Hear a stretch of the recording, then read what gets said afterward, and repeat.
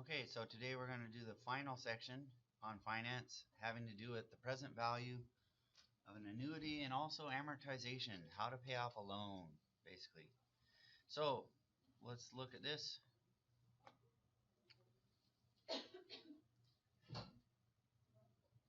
Here's my cool stuff here. Alright, so we'll start off by talking about present value. And we've had present value before, and it had to do with compounded interest. So this present value formula was for compounded interest.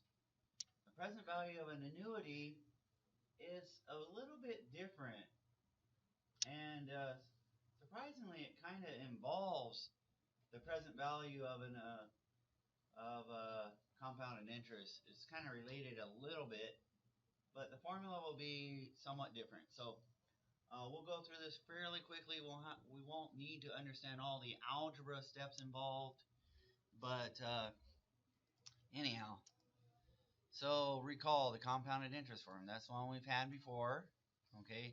Now you don't need to write these down because they're already written down. I don't want you to have to be able to do the algebra for this. So once we get to the formula, then you could write it down. Okay. So also recall the ordinary annuity. That's what we've been doing yesterday and the day before. Well, notice both formulas are referring to a future value.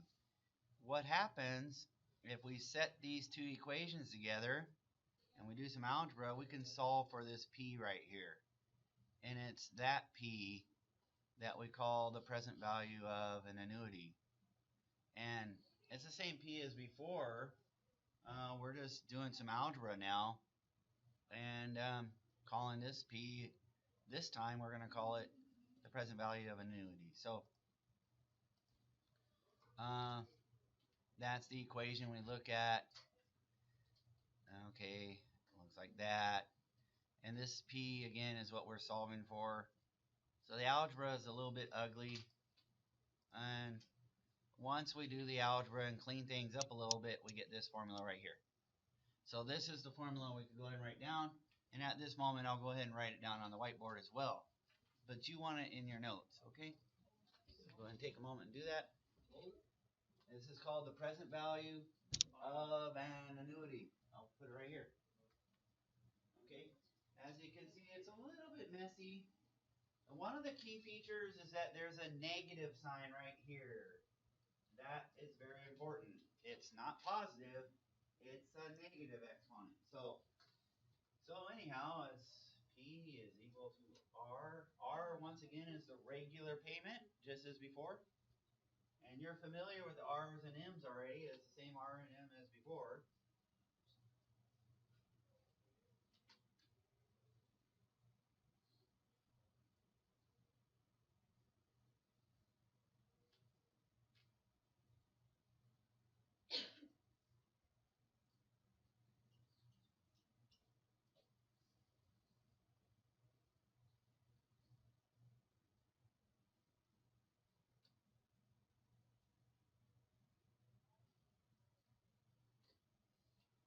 So then there's this bracket over here. So again, a lot of the calculations that you did for annuities are in here. One of the big exceptions is that negative right there. Okay. And we'll do some examples here in just a moment, and then you can get started on the assignment. Okay, so,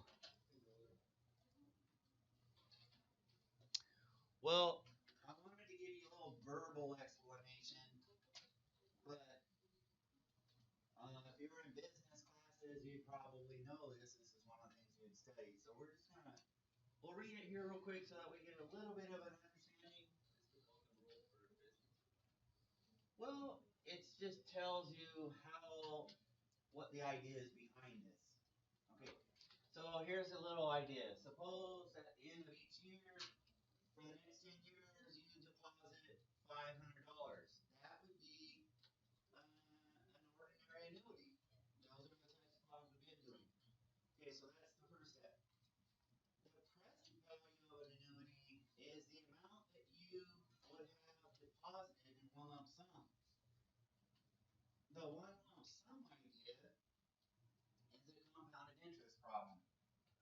this type thing.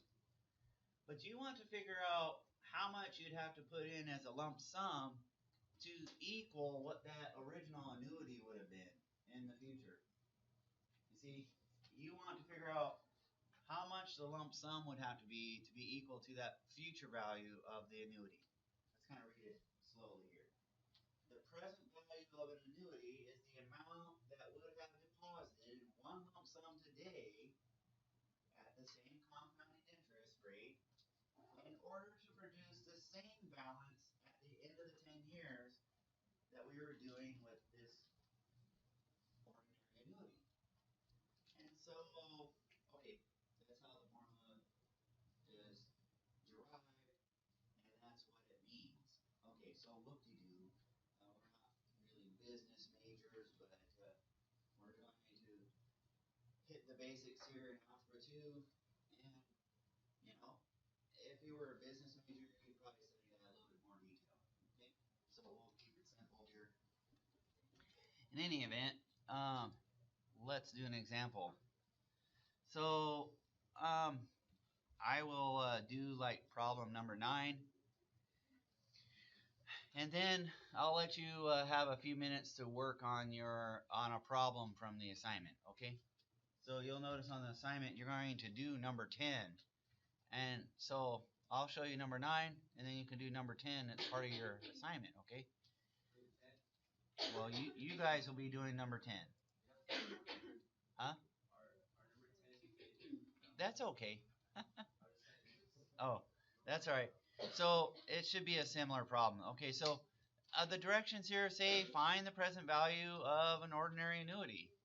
Well, that pretty much tells me which formula I need to use. I need to use the one we just wrote down. So I always recommend just writing down the formula to begin with.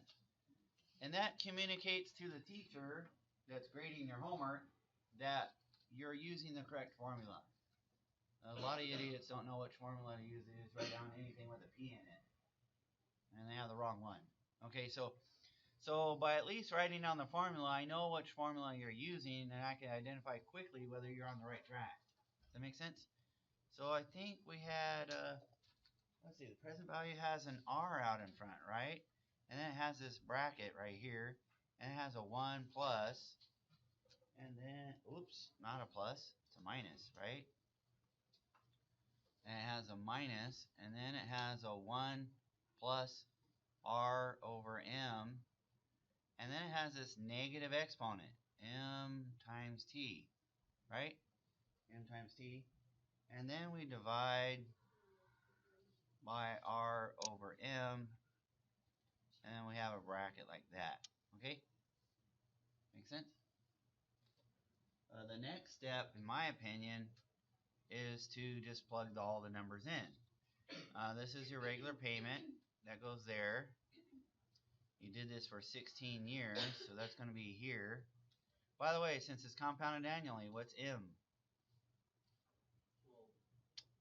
Annually. 12 would be monthly, right? Okay, so M is equal to 1. Alright, so that makes things a little bit easier, because to divide by 1 is a little bit easier, right?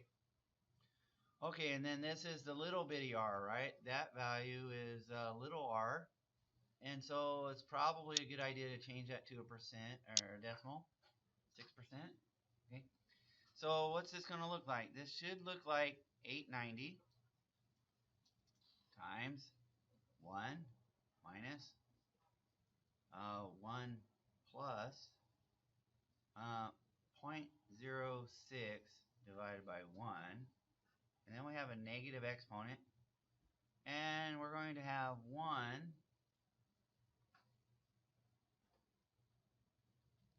times how many years?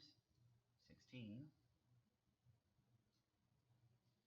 And then we're going to divide that by 0.06 divided by 1. Now, if you're clever, what I would recommend is do some simplifying in your head before you go to your calculator. What's dividing by 1 do? Right here. It does nothing, right? It's like 5 divided by 1, 1. So what I would do is when you're going to your calculator, make things a little bit easier. Okay, just clean things up a little bit. This is nothing more than 1 minus 1.06 to the negative 16th power. And then down here, if you take 0.06 and divide by 1, it's the same thing as 0.06. And so that is how I would start entering it into my calculator. And so often what leads to mistakes is when you try to do everything in its most complicated form and you try to do this all in one big step. That's where people make mistakes. Okay? You can do it that way if you want. I'm not going to say you can't, but I like to do this step by step in my calculator and use the answer feature of my calculator. So why don't you try it and we'll see if we get the same answer, okay? And that would be a good confirmation that you're doing things right. Okay, I'm going to pause the video for a moment. Okay, so that's the answer I got, and hopefully you're getting it too. And so what you can do now, if you don't mind, we did an example here. Why don't you do number 10 on your assignment, okay? And see if you can get that one. Okay, and I'll pause the video again. But let's talk about amortization. Okay, so let me switch screens. Get back to our PowerPoint. Okay.